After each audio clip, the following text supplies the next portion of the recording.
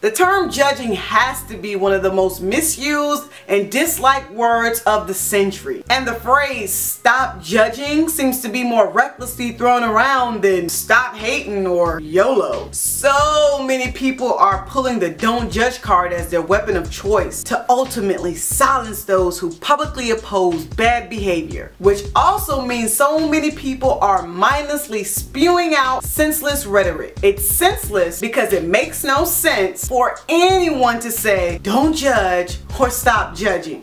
Why? Because everybody judges. Your mama judges, your daddy judges, everybody that you know and everybody that you don't know judges. Don't believe me? Let's go back to my handy dandy dictionary. And there are several definitions. 1, to form an opinion after careful consideration or careful weighing of evidence. 2, to determine or declare after consideration or deliberation. To put it plain, judging simply means to form an opinion or come to a conclusion based on the information provided. So the moment that you tell me not to judge, you, my friend, become an instant hypocrite. It's so funny because folks will be like, oh, Tauruses, you need to stop judging people. And I'm like, do you realize that you just judged me for judging other people? What an oxymoron. And it's not that people don't want to be judged at all. They just don't want to be judged negatively. When was the last time you heard anyone say this? Oh my gosh, Julie, congrats on your recent promotion. You are such an inspiration to me. And get a response like this. Hold up, what? So you want to call me out on my promotion? And then you got the nerve to call me inspirational?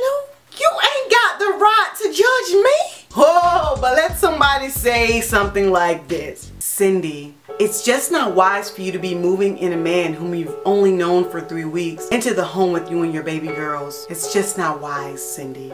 See, that is the problem with so-called family. Y'all always judging. Don't none of y'all pay my bills, so don't none of y'all need to be judging nothing. The real reason why many people don't want to be judged is because they have attached their own definition to judging and they don't want to be called out on their BS. They don't want to be held accountable. They want to continue in their foolish behavior without the feelings of guilt or conviction.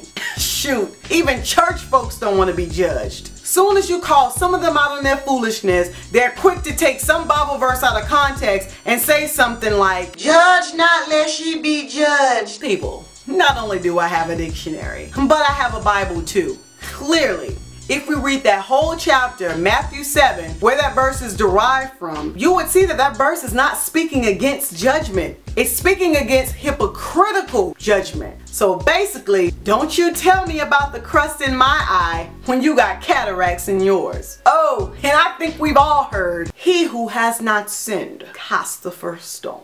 Really, people? To put this in context, casting the first stone is about picking up a real stone and busting it across your real head until you are real dead. Ain't nobody trying to kill you. In this passage of scripture, Christ is clearly judging that this woman is wrong for cheating on her husband. But he also judges that the people who want her killed are hypocrites themselves. For one, they were trying to trick Christ into either breaking Moses' law or Roman law through him authorizing a death sentence. And 2, they bought the woman to die, but hypocritically did not bring the man who she cheated with to die also. And the most infamous, only God can judge me. Come on, y'all, quit playing. That ain't in no Bible. That's Tupac. There are so many real Bible verses that just completely destroy your argument. Psalms 37:30. The mouth of the righteous speaketh wisdom, and his tongue talketh of judgment. John 7:24. Judge not according to the appearance, but judge righteous judgment. And my favorite, 1 Corinthians 6:2. Do you not know the saints shall judge the world?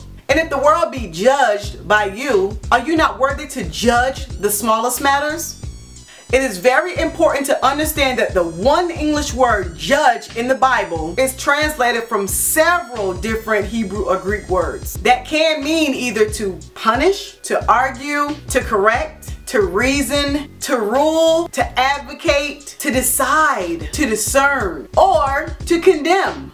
We don't condemn. So back to my original point. People judge every day. And it's so ironic how the proponents of the don't judge culture are caught judging. Oh my gosh, what a horrible bus driver for uppercutting that girl like that. Twerking is for whores. Paladine is a racist. George Zimmerman deserves the death penalty. Who in the world would name their child Northwest? And those are all judgments that I've heard from the very same people who tell me not to judge. Now don't get me wrong. I'm not trying to co-sign the holier than thou people who just like pointing out the faults of other people all day. There are some important rules to remember while judging. Don't judge unless you have examined first your own life and motives. Don't judge unless you hold yourself to the same standard that you hold others to. Don't judge before you have the facts. Don't judge superficially. And don't judge anyone into a heaven or hell.